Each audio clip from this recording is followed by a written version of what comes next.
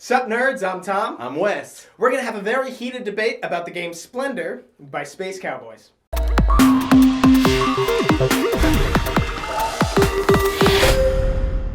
So Splendor's a game where each player is a jeweler trying to collect gems from around the area, trying to attract lords to their shop because they have the coolest or the most gems, which comes through 0 in the game. I would say that, well, the theme, like, it's pretty and it looks nice. I don't feel at all the theme when I'm playing the game. But it's there. If that's your thing, there is a theme. And it's like kind of like resource drafting and a slight amount of, in a way, engine building. But so Wes likes the game. I don't want to say I hate the game. I've said I hate the game in times when like I'm doing really poorly in the game. A part of it's because I suck at the game, but also I just hate the game. So it's like a one hand washes the other. Like I'm not having fun playing this game, so I don't really care as much. And then I don't do well, and then I'm like, but it sucks. I'm not like, it's just boring to me. The biggest issue that I have, and I have a couple, so biggest, not by a huge mark, but one time we were playing, and Wes plays this with his wife, my sister, a whole bunch. And the first thing he does is like, okay, I'm gonna do this, and he reserved a level 3 and got a gold, a wild essentially. He's like, okay, your turn. And I was like, oh, of course.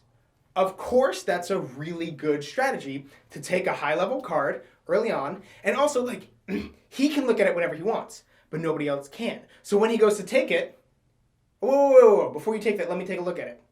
Let me really examine it. Let me write down what it is. No, how can we do that? How long am I allowed to look at it before he takes it? How hard am I really supposed to try and remember what he took? Because he gets to look at it whenever. And you can reserve up to 3 cards. Can I remember everything that he reserved? So I can be like doing my own thing. I'm like, I'm trying to block him, trying to do what I gotta do. And then he just kind of goes, okay, well, I'm gonna spend these, I'm gonna score this card, and I can't stop, and I don't even know that he had, and I wasn't even planning for, and that feeling of just like watching it happen, going, oh, yeah, that's not fun. So I do feel like you kind of get in your head this like, oh, that's the dominant strategy. He's doing that. How do I stop him? Which I rarely in this game am playing it like take that. I don't really see much take that. Like you could say, oh, he just took that. I'm going to buy it first.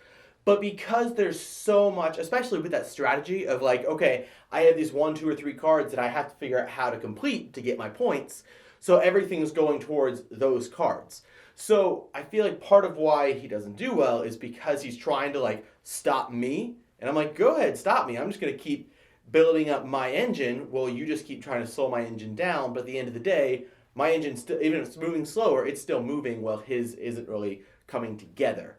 And I do think that saying that's a dominant strategy is, it can be. In a lot of games it works really well. It's definitely my favorite strategy, but depending on what cards are on the table, a good strategy could be just getting a ton of really cheap low point cards, and then you're just getting cards for free every turn. And then when I'm jammed up trying to get chips, you're like, oh, well, I don't need chips. I have so many of these lower points that I can just use the gems on my cards just to buy new cards and just keep building and bigger that way. And you also have a chance to get better lords if you do that, because if I'm trying to buy 1 or 2 cards with 5 points on them, but you're getting a bunch of 1, 2 point cards and then getting the lords, you could theoretically get there faster. Okay, so you said the word engine.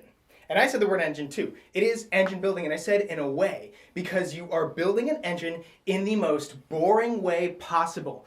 I now have this resource. There you go. I have it. Like, okay, I bought this card, and now every time I want, like, everything is cheaper for me. Every time I want to get a card, I now have this resource. So I'm spending 1 less chip.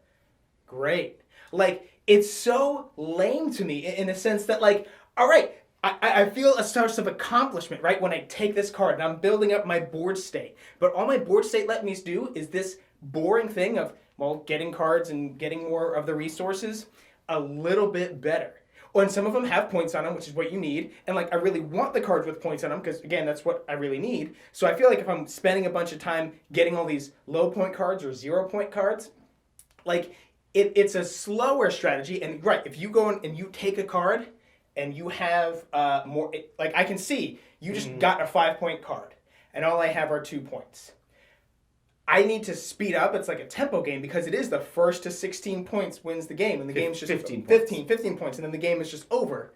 So like, I have to worry about what my opponents are doing a little bit, to a certain extent, and I have to like make my engine faster, and the only way that I can do that is by just completing more cards. So I can just complete a whole bunch more of these lower point cards. The way that came out was great. I'll complete a bunch of these lower point cards, and while in doing that, you complete 1 or 2 big point cards, and I'm like, well, how am I going to catch up? Because that, again, I need to focus on my own thing. But if I don't look at what you're doing, you're going to just end the game before I have a chance to really get my engine going. Which, like, if I'm doing that, you could also just do that same thing. Mm-hmm. And theoretically, because, there's only 12 cards in the table, and those are going to change out pretty fast, I could theoretically I'm going to get this one, and then all of a sudden all those cards are gone, and I need, blues and whites, and there's just browns and greens on the table, and now I'm really locked up because of that, and you could have gone with a different direction. I feel like, though, the biggest problem for you with this game is you want this game to be something that it's just not. Like, I feel like you're looking for a lot of theme and all this strategy and, like, engine building in a sense of, like, oh, I'm going to buy these abilities, and these abilities are going to lead to something more. And it's kind of like all of that just stripped way down to the basics, to where it almost makes it kind of like a chess game, which I know you don't like chess-style games like that, where it's very thinky and strategizing and just looking at the board and just analyzing, like, every turn, all right, what is the optimal turn to make right now? And it's more than just every turn, because you do need to have long-term strategies and think of that strategy now, what is the best way to go here? And because I feel like there's such limited things on the board, you need to be constantly adapting it, because all the time you're going for something, and then right before you buy it, somebody else buys it first, which is like ruins your day, because now you're limited to the chips you can have. You've been buying all these, I guess, the gems. So you're buying all these gems, and now you're like, oh, well, I just spent the last 3 turns getting these gems so I could buy that card. Now that card is gone, which is kind of the nature of the game, which I know you don't like, which is I'm like, I'm not going to try to convince you to like this game because it's not going to happen. Yeah, it's not, I don't think you're wrong. Oh, you don't like it? You're wrong. This game is awesome, which is your opinion when I don't like games you like. True. I do enjoy this game, though. I think it's a good for that. It's a good, light, stripped away. This isn't a good game to play with your heavy gamers on game night. I wouldn't even say this is a great game to play with, like, heavy gamers that want a cooldown. This is very much a game you pull off for your intro gamers. This is kind of like a gateway game into resource management engine building. You kind of say, okay, now you've played this, let's graduate you to something higher. Or if it's like, my wife, my wife has no desire to be a heavy gamer. She really likes, like, keeping up with her hygiene and doing well in school and, like, being a professional. So she doesn't want to, like, go to the game store because she doesn't feel like she fits in. Because of that, this game is perfect for us to play together, because it's better than Scrabble or Monopoly or something to give me that entry-level game, but it's something that she can also keep up with. So I think that keeping that mindset is important with this game of who it's for. I do think that is a big factor for you. The fact that Emily likes the game is because you can play it with her. It's True. One of the few games and like, I'm not saying like, oh, since she likes it, I'm gonna have to like it too. I do think that you play it a lot more because of that, and you've grown to like it a lot more, and you're okay with those smaller games, right? Those lighter and yes, this is a good intro game. Sure, to teach new players is definitely better than Monopoly and Scrabble, and even like Catan almost. I'd probably play this over Catan, and I will play this game. We played it just before we filmed this, and I think it's good for what it is. I think it is way overhyped. So many people are like, ooh, Splendor is so great. Definitely overhyped. There is no theme, but also like all the problems you were talking about, and you say, the reasons why I'm bad at the game, because I'm not thinking about doing this, or because I'm always trying to block somebody, or because I think that this is a dominant strategy, and that is taking a level 3 card. That's like a 50 or 60% of the time that's going to pay off. Not meaning it's going to win you the game, but you're going to be able to complete that. You just have the amount of You have the whole game to get whatever you need to get. It's a big momentum shift of, okay, you have 2 points, you have 3 points, I have 4 points, you have 6 points, bam, 10 points. That it can shift the game a lot. Yeah, and it is better as a 4-player game than it is 2 players. Oh my 2 players, gosh, it's super dicey. It's super cutthroat. So that's another reason I don't like it as a 2-player game. But all of the biggest thing that I'm trying to say is all these problems that I have and all these issues and all the things I don't like about it, it's because, to me, it's just blah. Like, I'm thinking real hard about my strategy and about what I'm going to do next. And is he going to take that card? And what card did he take? Wait, he needs browns. Okay, so he's going for a lot of browns. So he just got a lot of browns. What can he get? What can I get? All kind of boring. Because once I feel like I don't accomplish anything until the game is over and I've lost. Like, whenever I take a card, again, and I put it and I add it to my thing, and I'm like, ooh, I now have another card. It doesn't feel that great. Like, I can do the boring thing better and more efficiently. Yeah, so I think it is. Like, I classify it as a really light Euro game. And I feel like for you, the Euro games you like are a lot more in-depth and involved, and that even though there's not a lot of satisfaction in like, oh, now I have this thing, that thing does more things. And you have a really interesting level because it's like you're the Three Bears. You're like, this Euro game is too basic. This Euro game is way too complicated. This Euro game I like. Just keep it right here, and I'm happy with Euro games. Are you saying I'm going to die at the end of the story?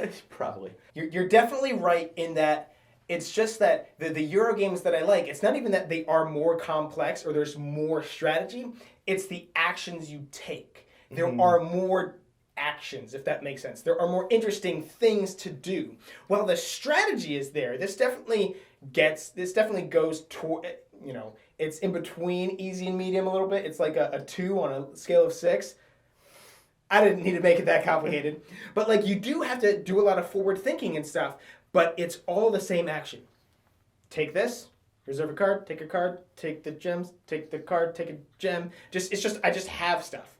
I don't feel like, okay, well, I'm going to take this card. Since I do this, I get to put a token on this card, which lets me add that.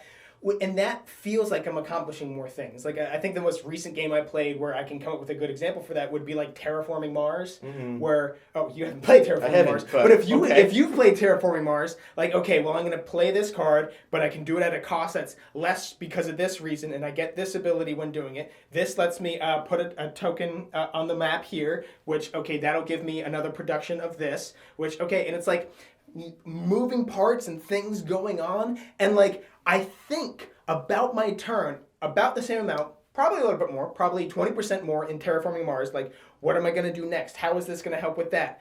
Than I do here, but here it's just to take another card. Take more gems. Take gems again. He played that card. Which is why I would kind of say that this is, I'm going to call it like a lifestyle game, or a game style, I don't know. If this fits your play style and your play group, it could be a great addition. If you guys like playing, like, honestly, if you like playing games like Catan, I think you love a game like this. It fits into that level for me. And if you're someone who, like, you played Catan once and you're like, that was fun, but that's really boring, let's move on to something that's actually a substance to it, then you might feel similar to this game. So I think it's good for families, for, like, if you kind of want, I guess, a lighter game to play with someone. Not just that, like, oh, it's light and it's fun and it's drink a beer and play it, but lighter in that there's a lot less going on. So if you're, like, overwhelmed by a lot of games, or if you're playing with someone who gets overwhelmed by those complicated games, this is great because it scales it way back to be very basic in what you can do, which I think for a lot of people, that's what they want.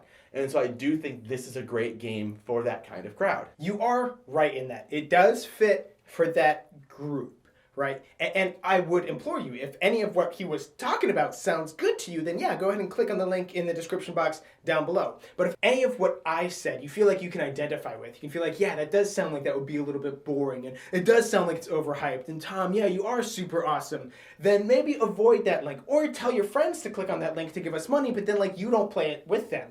Maybe. And while you're down there looking at that link, trying to figure out, like, should I click on it? Should I not click on it? Do I agree with Tom? Do I agree with Wes? Leave us a comment. Let us know, like, open think in the comment section. Like, I like Tom because of this. I like Wes because of this. Well, Tom's got a stupid face, and now he's shaved, and I don't trust a guy who just shaved his beard off. Don't worry, I'm not going to do it again. It looks terrible. Anyway, leave us a comment down there, and don't forget to subscribe so you'll never be bored.